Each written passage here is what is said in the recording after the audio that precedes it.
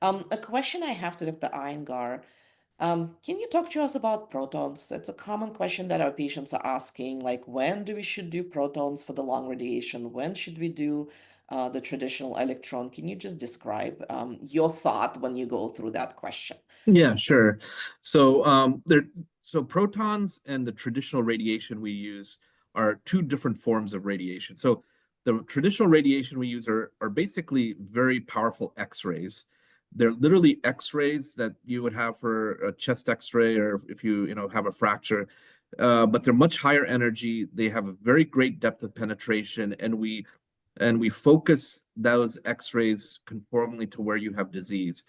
The issue technically with those X-rays is in and out, meaning a lot of it gets deposited where the tumor is, but there's still some exit dose beyond. And when we were treating stage 3 lung cancer patients a number of years ago, we had to deposit the radiation somewhere. We had to plan to deposit those X-rays somewhere, and that somewhere would often be the heart. And it was the heart because unfortunately back then those stage 3 patients weren't living long enough for us to see heart findings. Now they are, and so now we've had to readjust where that radiation gets deposited and directed. Protons, another form of radiation we call more particle-based energy, and these are like little individual particles that have a direct effect on the DNA the DNA by directly damaging the DNA.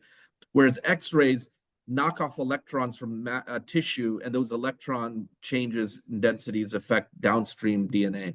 So the advantage of protons theoretically is that when we deliver protons, the radiation stops, meaning it stops where the disease is. There's no very minimal exit dose. So theoretically, there should be a lot of normal tissue protection.